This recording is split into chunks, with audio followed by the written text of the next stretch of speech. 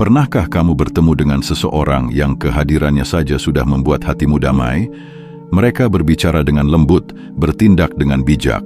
Seperti mata air yang jernih, mereka memancarkan ketenangan tanpa perlu berteriak tentang kemurnian airnya. Orang-orang dengan kedalaman spiritual memiliki hal-hal yang mereka jaga dengan hati-hati.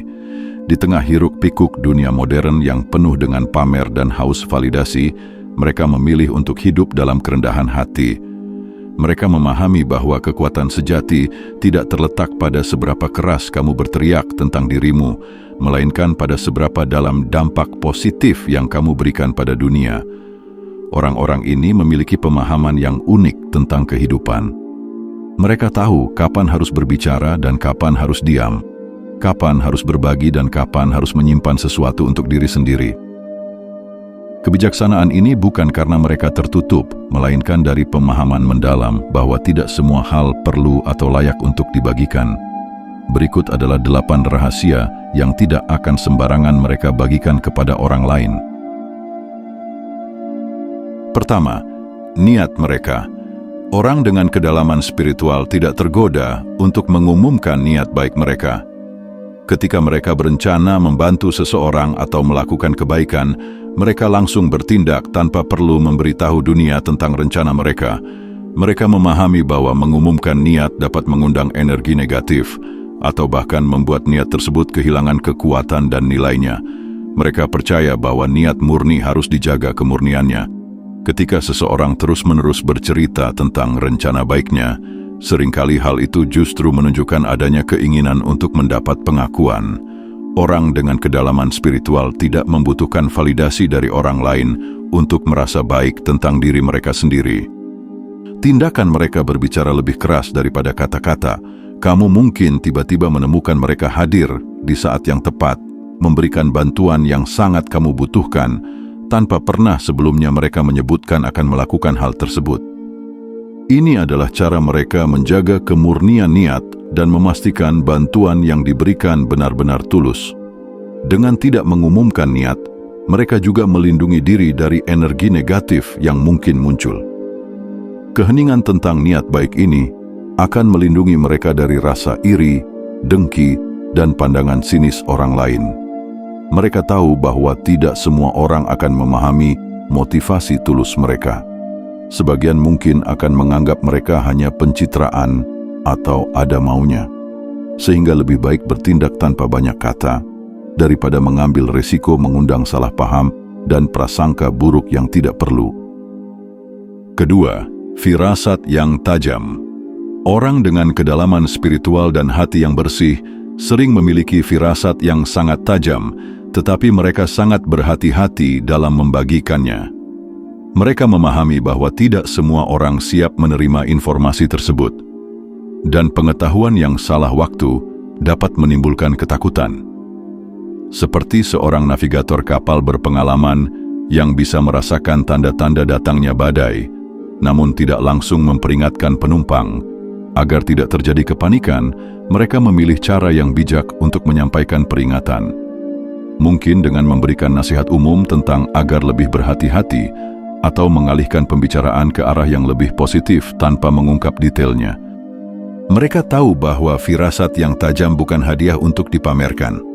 Seperti dokter yang tidak memberitahu pasien tentang diagnosis yang menakutkan untuk mencegah pasien merasa cemas atau takut, mereka memilah informasi mana yang perlu disampaikan dan mana yang sebaiknya disimpan. Kebijaksanaan mereka terletak pada pemahaman bahwa mengetahui tidak selalu membahagiakan. Kadang ketidaktahuan adalah berkat, dan mereka memilih menyembunyikan sebagian informasi dari manusia. Mereka lebih memilih memberikan saran dan kekuatan untuk menghadapi apapun yang akan datang, daripada memberitahu apa yang mereka rasakan. Ketiga, kekuatan dalam kehadiran mereka.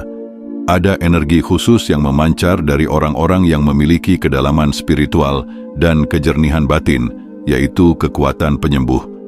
Namun mereka tidak akan pernah merasa memilikinya. Mereka memahami bahwa segala bentuk penyembuhan hanya datang dari Yang Maha Penyembuh. Seperti lilin yang menerangi ruangan gelap tanpa mengaku sebagai sumber cahaya, Kehadiran mereka membawa ketenangan bagi jiwa yang gelisah. Orang yang berinteraksi dengan mereka sering merasa lebih baik, lebih damai, dan merasa lebih optimis tentang masa depan. Fenomena ini bukan kebetulan, melainkan hasil dari energi positif yang mereka pancarkan. Namun mereka tidak akan mengklaim sebagai penyebabnya. Ketika seseorang bercerita tentang masalahnya kepada mereka, yang terjadi bukan konseling profesional, tetapi pendengaran yang tulus. Mereka tidak memberikan nasihat dengan nada menggurui, tetapi menghadirkan ruang aman di mana orang bisa merasakan kedamaian. Mereka juga tidak akan mengatakan, "Aku akan selalu mendoakan kamu." Mereka hanya akan melakukannya diam-diam untuk kebaikan orang-orang di sekitar mereka. Seperti danau yang tenang, keheningan mereka memantulkan kejelasan bagi siapa saja yang memandangnya. Mereka tidak merasa diri sebagai spiritual healer atau konselor rohani karena mereka tahu bahwa kesembuhan sejati datang dari hubungan langsung antara makhluk dan penciptanya. Mereka hanya menjadi penuntun yang membantu orang lain melihat cahaya yang sebenarnya sudah ada dalam diri masing-masing orang. Kekuatan transformatif mereka bekerja secara halus namun mendalam. Kamu mungkin tidak menyadari bahwa perubahan positif dalam hidupmu berkaitan dengan kehadiran mereka. Mungkin mereka akan mendoakanmu diam-diam, menyelipkan nasihat-nasihat yang baik tanpa kamu sadari, atau sekedar memberi kata-kata motivasi yang menyejukkan. Namun semua itu memiliki efek nyata yang menyembuhkan jiwa. Keempat, amal baik mereka. Memberi adalah salah satu pilar terpenting dalam kehidupan spiritual. Namun, orang dengan kedalaman spiritual tidak ingin memamerkan kedermawanan mereka. Mereka memberikan bantuan, waktu, atau materi dengan sangat diam-diam, seolah-olah tidak pernah terjadi apa-apa. Bagi mereka, amal bukan tentang mendapat pujian atau pengakuan sosial. Mereka memahami konsep bahwa tangan kiri tidak perlu tahu apa yang dilakukan tangan kanan. Prinsip ini mereka jalankan dengan sangat konsisten. Ketika mereka membantu seseorang yang kesulitan finansial, memberikan makan kepada yang lapar, atau menyumbang untuk kegiatan amal, mereka sebisa mungkin melakukannya tanpa jejak yang bisa dilacak kembali kepada mereka. Keheningan dalam beramal baik ini bukan karena mereka malu atau tidak percaya diri, melainkan karena mereka takut bahwa amal baik yang sengaja dipamerkan akan kehilangan berkahnya, bisa merusak niat yang awalnya murni, dan bisa menuai pujian yang akan memicu kesombongan dalam hati. Mereka lebih memilih mendapat imbalan penuh dari Yang Maha Kuasa daripada menerima pujian sementara dari manusia, yang bisa jadi malah mengurangi nilai spiritual dari perbuatan baik mereka. Mereka percaya bahwa ketika mereka memamerkan kebaikan yang telah mereka lakukan, itu seolah-olah mereka sudah mengambil upah dari perbuatan baik tersebut dalam bentuk pujian dan pengakuan. Itulah sebabnya orang yang memiliki kedalaman spiritual memilih untuk menyimpan amal baik mereka untuk diri mereka sendiri. Ketika nama mereka akhirnya mulai dikenal sebagai orang yang dermawan atau suka menolong, itu bukan karena mereka mempromosikan diri sendiri. Reputasi baik mereka terbentuk secara alami dari mulut ke mulut oleh orang-orang yang pernah mereka bantu. Orang-orang yang pernah merasakan kebaikan mereka, yang kemudian menceritakannya kepada orang lain, bukan mereka sendiri yang bercerita tentang perbuatan baiknya. Kelima, rahasia orang lain. Kepercayaan adalah hal yang sangat berharga dalam pandangan orang yang memiliki kedalaman spiritual. Ketika seseorang mempercayai mereka dengan menceritakan masalah pribadi, masalah keluarga, atau pergulatan batin, mereka akan menjaga informasi tersebut seperti menjaga nyawa mereka sendiri. Dada mereka seperti brankas yang tidak pernah terbuka.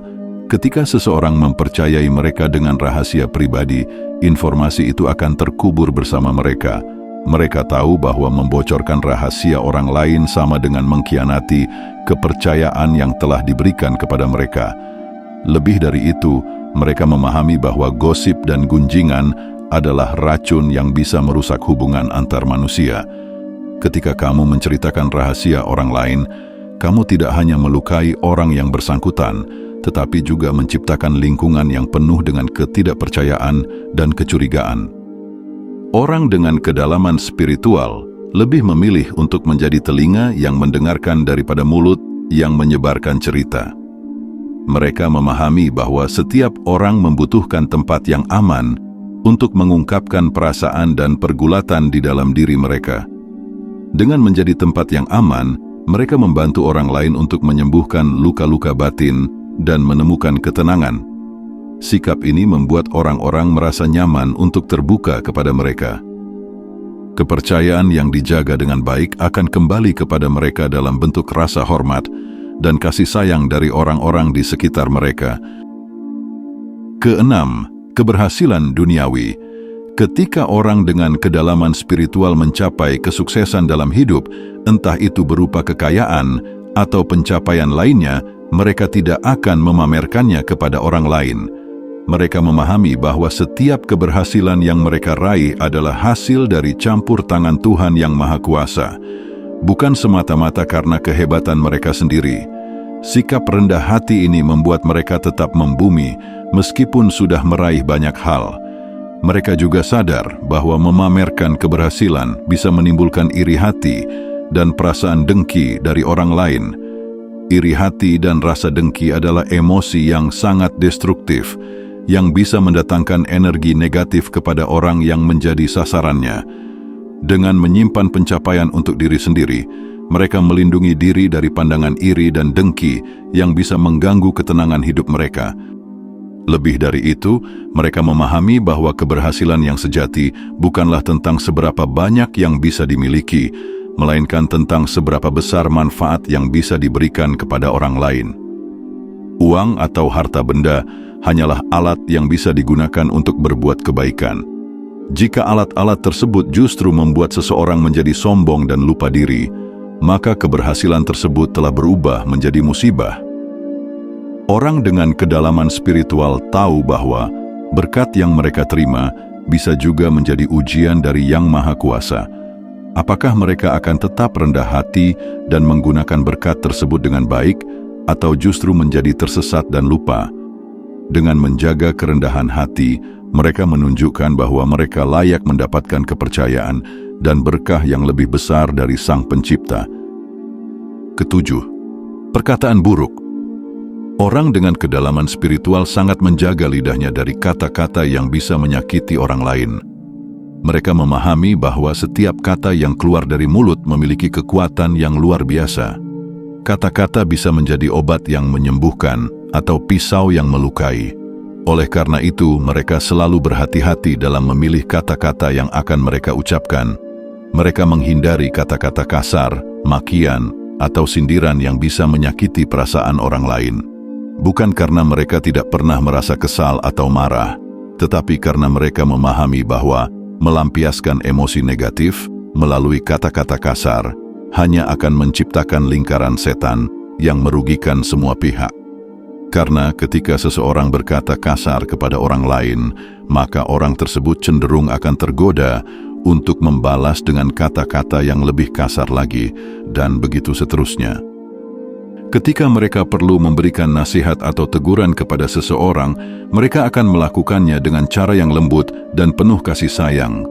Mereka tidak akan menggunakan kata-kata sarkastik atau sindiran yang bisa melukai harga diri orang yang dinasihati.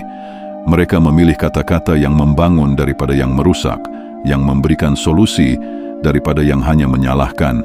Dengan menjaga lidah mereka dari kata-kata buruk, orang-orang dengan kedalaman spiritual menciptakan lingkungan yang damai dan harmonis di sekitar mereka. Orang lain merasa nyaman berada di dekat mereka karena tahu bahwa mereka tidak akan disakiti atau dipermalukan. Sikap ini juga membuat kata-kata mereka jadi memiliki bobot yang luar biasa besar. Ketika mereka berbicara, orang-orang akan mendengarkan dengan seksama karena tahu bahwa apa yang akan dikatakan pasti bermanfaat dan membangun. Kedelapan, pencapaian spiritual. Hubungan pribadi mereka dengan Sang Pencipta atau kekuatan yang tertinggi adalah harta yang paling dijaga kerahasiaannya. Mereka tidak akan bercerita tentang seberapa sering mereka melakukan ibadah ini dan itu, seberapa banyak doa yang mereka lantunkan, atau pengalaman spiritual lain yang mereka alami. Ketika malam tiba dan dunia tertidur, mereka mungkin bangun untuk berdialog dengan Yang Maha Mendengar. Namun di pagi hari, tidak ada seorang pun yang akan tahu tentang percakapan rahasia itu.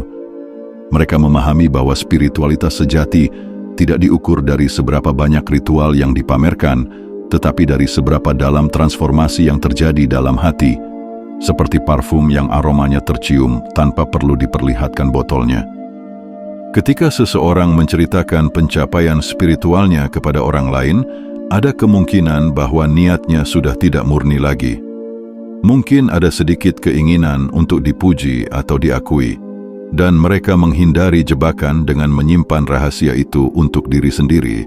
Yang mereka tunjukkan kepada dunia bukanlah ritual atau praktik spiritual mereka, melainkan buah dari perjalanan spiritual tersebut, moral yang baik, ketenangan hati, atau kemampuan untuk memberikan manfaat kepada orang lain. Itulah yang akan terlihat nantinya.